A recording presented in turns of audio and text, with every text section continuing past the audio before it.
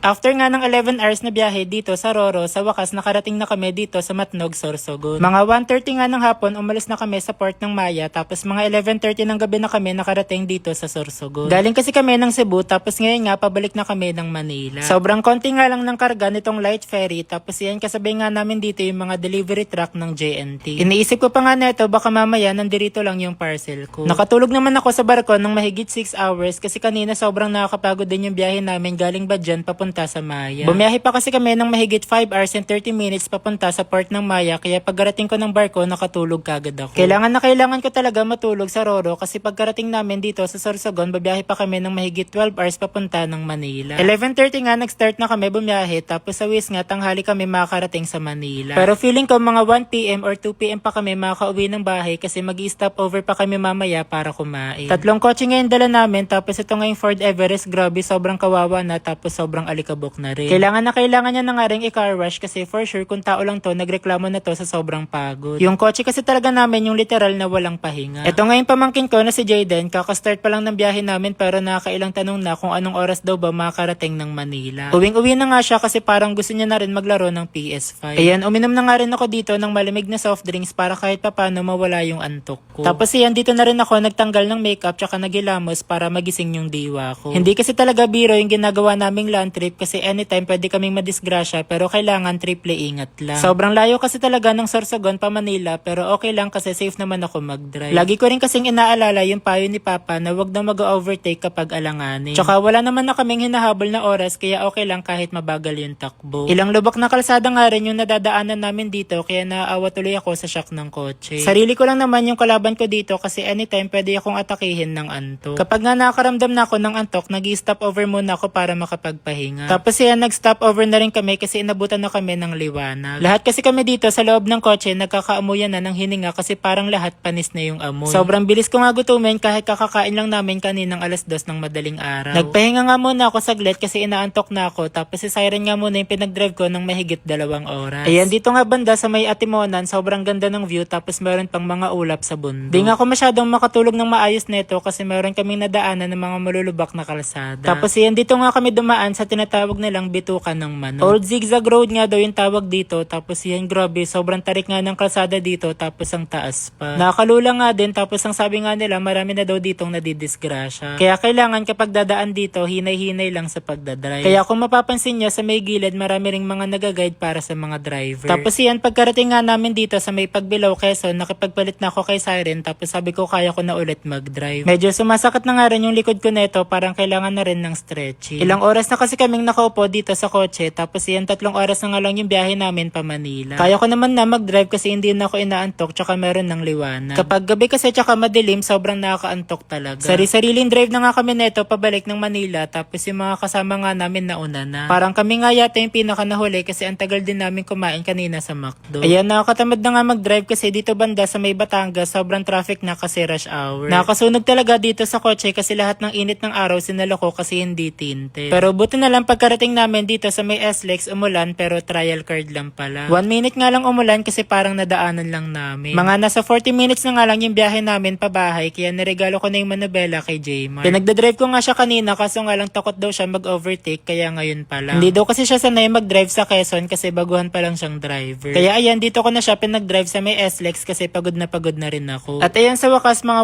1:30 nakauwi na kami dito sa bahay, tapos yung katawan ko nga minamagnet na ng kama, tapos parang gusto ko na rin maligo para relax. Ayan, gusto ko lang din magpasalamat dito sa kotse namin kasi hindi niya kami pinabayaan. Kaya for sure deserve niya mamaya ng car wash tsaka ng pahinga. Ayan, share ko na rin sa inyo guys itong legit at license na Mega Wagi at ilalagay ko na lang din yung link nito sa comment section.